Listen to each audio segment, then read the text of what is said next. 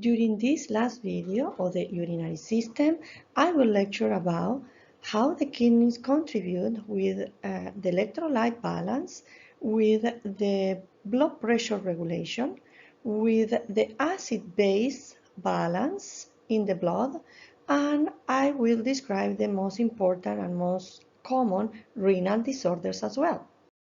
From the beginning of the urinary system, I mentioned that one word that can enclose all the functions of the kidneys is regulation, and regulation of the electrolytes is one of them.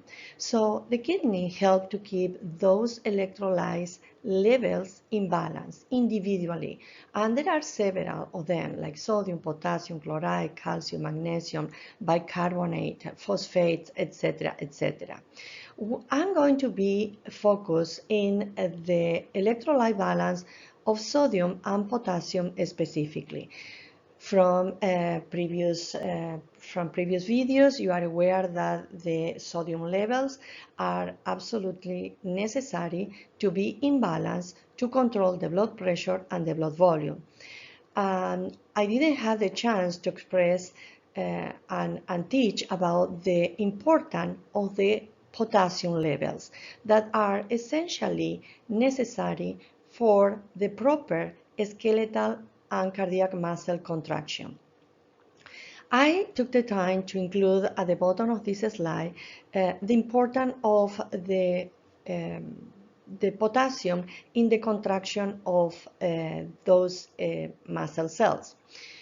Basically, what is important is because potassium is the cation, the most important cation inside the cells, and is in less amount outside the cell.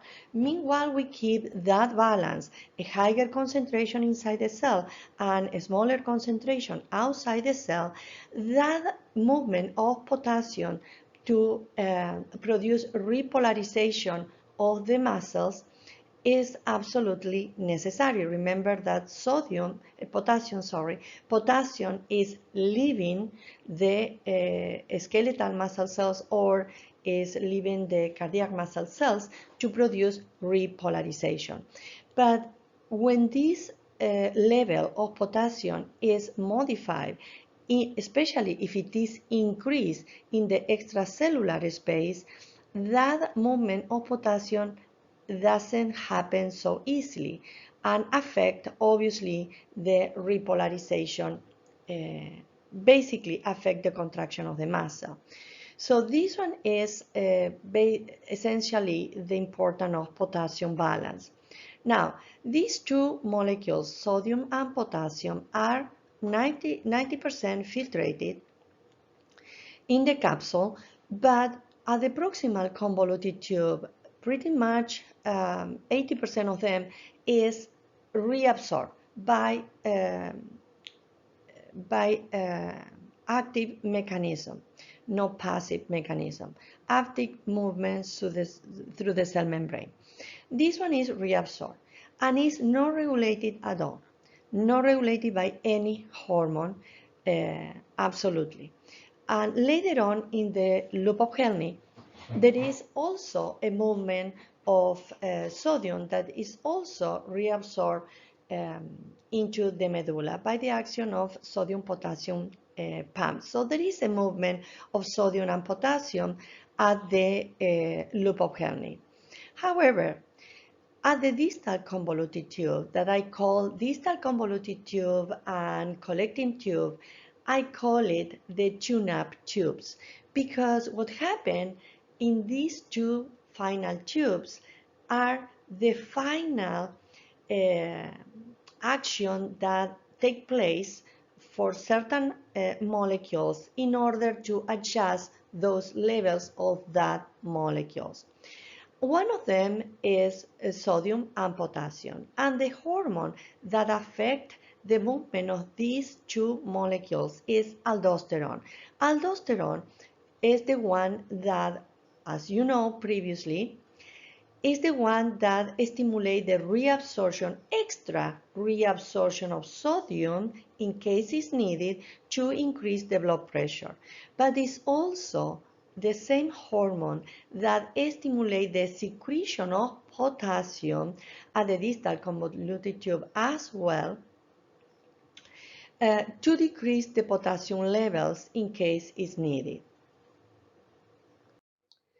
The function of aldosterone, as you know from previous topics related with aldosterone, you knew that it's necessary to produce extra reabsorption of sodium, by which we reabsorb water and ending up increasing the blood volume and increasing the blood pressure.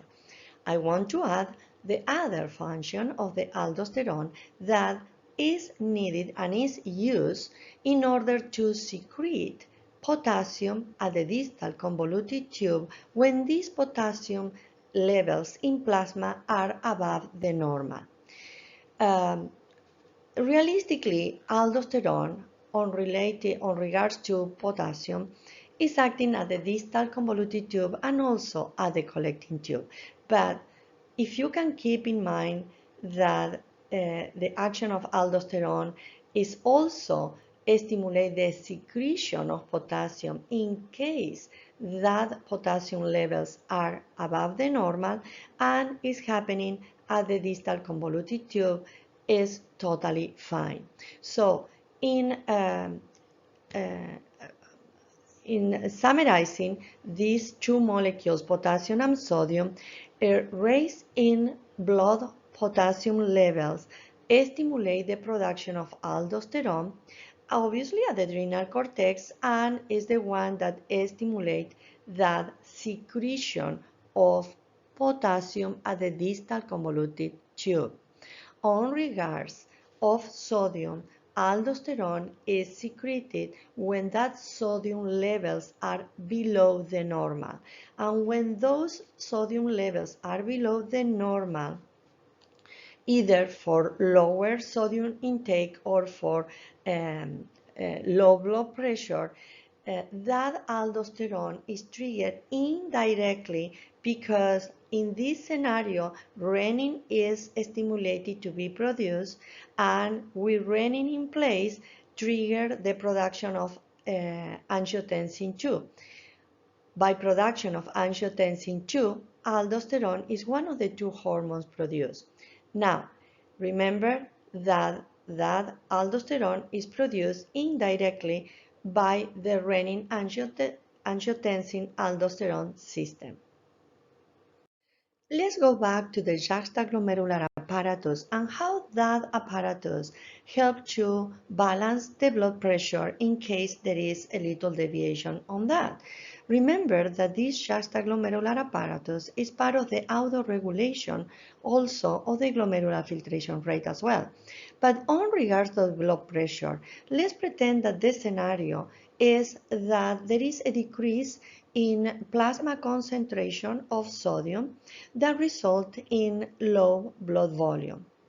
That scenario is sensed by the juxtaglomerular apparatus when the blood is getting into the afferent artery, is getting into the glomerulus through the afferent arteriole.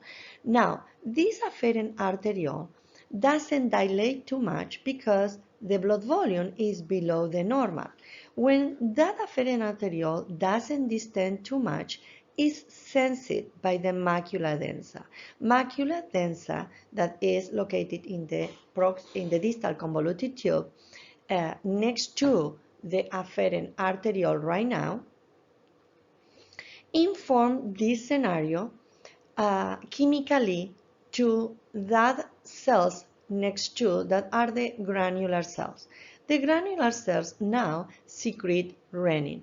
With renin in the bloodstream, that is an enzyme, is the one that used by the angiotensinogen protein that is produced in the liver and is always in plasma. But right now, the angiotensinogen is using that renin to be converted in angiotensin 1. That angiotensin 1 is the product is in the bloodstream, and at the time is passing into the alveoli capillaries, the lungs capillaries, is encountered the angiotensinogen converting enzyme. And this enzyme converted the angiotensin 1 in angiotensin 2. Now, with angiotensin 2 in plasma, one of the target of angiotensin 2 is the renal cortex. And the adrenal cortex, not renal cortex, adrenal cortex, the adrenal gland cortex produce aldosterone. With aldosterone in place, produce the reabsorption, extra reabsorption of sodium needed that attract water to follow it and increase the blood volume. Increasing the blood volume, increase the blood pressure. Now the level goes back to normal. That aldosterone, I want to mention also that in case sodium is reabsorbed, automatically aldosterone secrete potassium, and these two molecules are always moving in opposite direction. Remember, sodium and potassium are moving in opposite direction. But bottom line, in that scenario, increase the blood volume and rise the blood pressure. Let's navigate a little bit more about the macula densa at the distal convoluted tube and the blood pressure. Now the scenario is a little different because in case we have excess amount of water and sodium in the filtrate, it represents that when we have high blood pressure. And this one is a signal, remember, in case there is high blood pressure in this getting in the glomerulus through the afferent arteriole, again, that scenario is sensed by the macula densa because that afferent arteriole distends too much and is a red flag sensed by the macula densa. Now, macula densa also produce the action of vasoconstrict the afferent arteriole in order to protect the glomerulus, to keep protect the glomerulus of the high blood pressure that eventually can produce really high amount of sodium and water filtrate. In this case, produce vasoconstriction of the afferent arteriole to protect the glomerulus and to keep the glomerular filtration rate in balance. And that one produces a negative feedback because by doing so, there is less reabsorption of sodium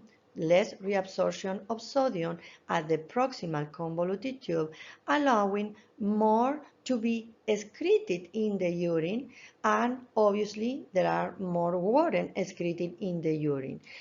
At the end of this process, eventually that it helps to reduce the sodium levels in the blood and reduce the blood pressure. Now, in that scenario, the low levels of salt, in this case is sodium, automatically is matching with reduce in blood volume. The reason is because we have too much water in the urine or above the normal that inhibit the secretion of the ADH hormone. Now, with less water is reabsorbed in the collecting tubes and is more excreted in urine. Within this scenario, the reduce in blood volume is detected by the granular cells. Reduce blood volume because we urinate more. That scenario now is detected by the granular cells that is acting like baroreceptors, and they produce renin. Renin is the one that triggers the production of angiotensin 2, and by production of that increase the blood pressure. Now the granular cells also can be stimulated by the sympathetic innervation from the baroreceptors reflex. Probably previous slide was a little complicated to follow it, but this graphic will help you tremendously to visualize what is the dynamic in our physiology when there is a fluctuation in the blood pressure. And it's one of the ways, it's not all the ways, but it's really very clear. Let's start from the top left when you see the green box. In case there is a low sodium intake, obviously produce a low concentration of sodium in plasma. That low concentration of sodium in plasma is sensed by the hypothalamus. Now, the hypothalamus says that the osmolarity of sodium in plasma is below the normal. Now, this scenario is informed to the posterior pituitary, and that hypothalamus inhibit the secretion of ADH. Now, that secretion of ADH inhibit what is the action triggered by this inhibition of the ADH. Now there is less amount of water reabsorption at the collecting ducts of the nephrons. By reduce the reabsorption of water at the distal convoluted, at the collecting tube, increase the urine volume because we allowed us to urinate more, increase the amount of water that we eliminate in urine, automatically increase the um, elimination of water in the urine, absolutely decrease the blood volume. When the blood volume in plasma is decreased, there are two pathways that are triggering. One is the stimulate the sympathetic nerve activity. Sympathetic nerve activity increase stimulate the juxtaglomerular apparatus, and the decrease in blood volume is also informing the juxtaglomerular apparatus when the blood is getting into the afferent arteriole. Now this juxtaglomerular apparatus is informed that we have low blood volume. Low blood volume is low blood pressure. Automatically, because there are these two systems in place, the sympathetic nerve activity and the juxtaglomerular apparatus, stimulate the secrete of renin. By secretion of renin, angiotensin II is produced, and by angiotensin II, adrenal cortex is triggering the secretion of aldosterone, and by aldosterone increase the reabsorption of extra reabsorption of sodium at the distal convoluted tube. And it mentioned in this graphic that is at the cortical of the collecting duct, but if you can keep that is the distal, is okay. And ending up that increase the sodium retention in blood. Now, that increase in sodium retention in our bloodstream absolutely is following by water, increasing the blood volume, increase the blood pressure, and the system is starting all over again. And hopefully this graphic will clarify the interaction between all these players. At this point, it's nothing new that the other hormone that is used to, in case we need it, to balance the blood pressure is the AMP, the atrial natriuretic peptide, that is produced in the atrium. If you want to know specifically, is the right atrium, but it's okay. The AMP is secreted when there is high blood pressure. If we have high blood pressure, that blood getting into the atriums is getting with too much pressure. That stretch receptors in the atrium is the one that informs the central nervous system. Central nervous system stimulate the atrium to secrete AMP, and the target of the AMP is the distal convoluted tube. What is the action? Is stimulate the secretion of sodium into the distal convoluted tube. So more sodium will be secreted, water will follow, and we decrease the blood volume. Decreasing the blood volume, decrease the blood pressure.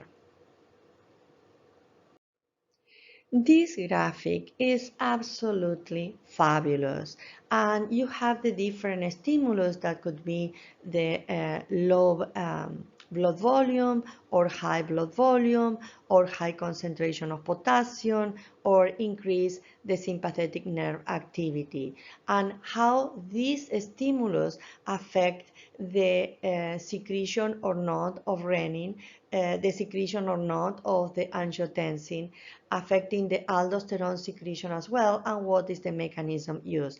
And I really encourage you to go line by line on those, because will clarify tremendously your knowledge, but also it can be sense to be tested. We mentioned before during the respiratory system how the kidneys contribute to balance the pH of the blood.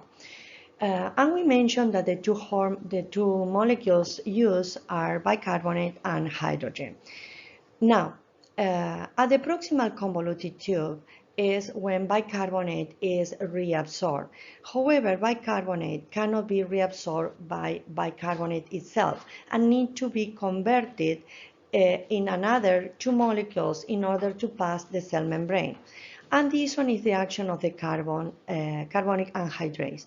So what happened is the bicarbonate in the proximal convoluted tube is using the carbonic anhydrase to be converted in carbonic acid.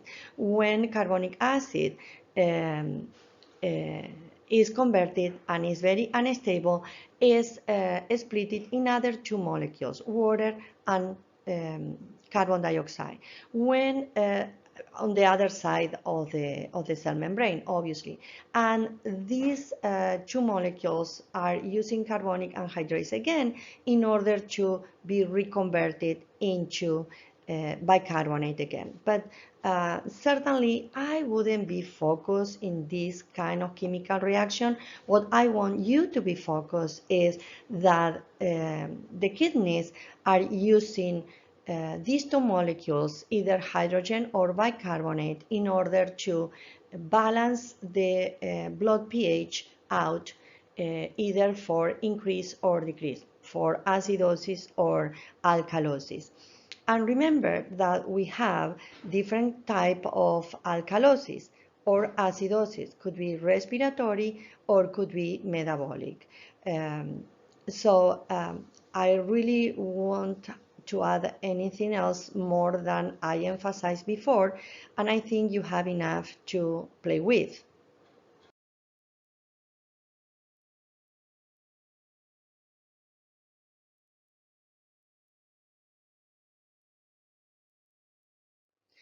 I mentioned several times before that the blood pH could be acidosis, normal acidosis, or alkalosis.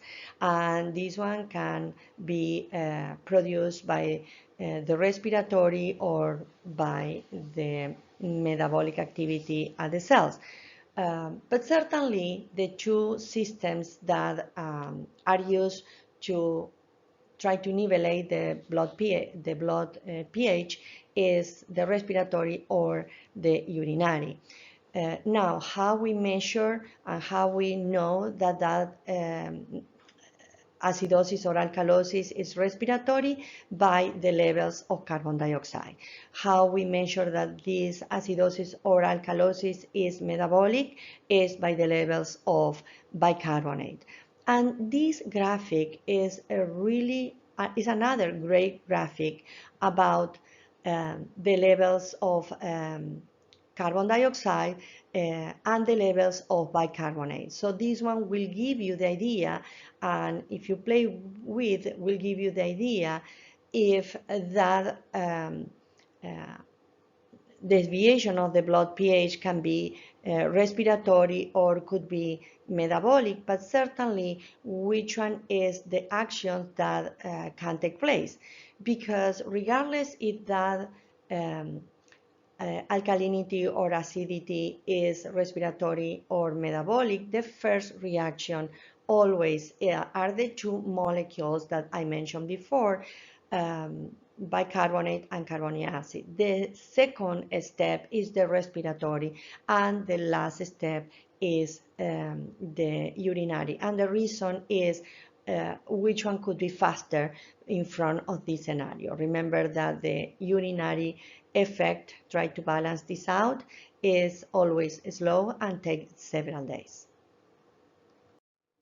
To mention some of the renal disorders, not all of them, I just want to add a little bit more right now. In case the patient has chronic hypertension and they were using different pathway to try to compensate the high blood pressure with not very invasive treatments, but they are not effective. The doctors try to use, in a second level, diuretics. And basically, the diuretics is stimulating the production of urine, by which the patient reduces the blood volume. The inulin clearance is used, as I mentioned before, that one is just a review, that the inulin clearance is equal to the glomerular filtration rate. By those, or by that, inulin clearance is used to diagnose renal insufficiency or another renal disorders broadly without specify which one. Acute renal failure is a very acute is something that happens really very fast in a few hours, in a few days, by which there is a huge decompensation and the ability of the kidneys to regulate the blood volume, pH, and solute concentrations deteriorate in terms of a few hours. Could be produced by a chronic atherosclerosis of the renal arteries. That obviously atherosclerosis doesn't happen only in the renal arteries, it's happening in many other ones, but effectively in the renal arteries, that atherosclerosis affect the function of the nephrons tremendously in a few hours. Also, inflammation of the renal tubules or the effect of certain drugs are the ones that produce acute renal failure. Glomerulonephritis is another very life-threatening disease that is happening for streptococcus infection. I want to emphasize that streptococcus infection is very common in the mouth, but not treated of certain kind of dental disorders. But certainly that infection doesn't have to belong to the nephrons. What is true is you can have an streptococcus infection, could be a skin infection with streptococcus, but if that infection is not neutralized by medication or by your immune system or whatever, that one is navigated into the bloodstream, and a very common place where they can produce another infection is in the nephrons. Through the blood reach the nephrons. Glomerulonephritis is life-threatening and the patient needs to be treated immediately. Not only that, the patient needs weak treatment for years after recover. And basically the nephrons are absolutely affected, by which allow tons of different molecules to be filtrated among the normal one, and some of them are proteins, producing proteins. Filtration in a high scale induce high levels of edema around the body. Renal insufficiency is a broad spectrum of diseases that can trigger that renal insufficiency. Could be glomerulonephritis, could be diabetes, arteriosclerosis, blockage of the kidneys by kidney stones, but certainly also that is doesn't mention over here high blood pressure. It's not that can lead to high blood pressure, but certainly if the kidney is affected, it cannot control all the functions that is produced, that is regulation of the blood volume, of the blood pressure, of the electrolyte balance, and so forth. And also uremia is another common renal insufficiency, but also we can add glucosuria, that in case the patient is diabetic and controlled, is when the patient can produce glucose in the urine because the glucose levels are reaching the threshold, the glucose threshold. So if the patient produces uremia, that basically is very important because it's a very toxic molecule that need to be eliminated. It's not just only the effect or imbalance of blood pressure and blood volume. The patient need to be treated with dialysis. Dialysis is a very invasive treatment by which the patient need a machine to filtrate the blood. Now, what kind of level of dialysis? There are all kinds, from the patient that need the dialysis once a month to every twice a month to every once a week, or different days of the week, and at a certain point the patient need a dialysis uh, pretty much every day. And if this is the scenario, well, the patient need a transplant, a kidney transplant, because it's the only way that the patient can survive. So with this final slide, we cover all, and we finish with the urinary system.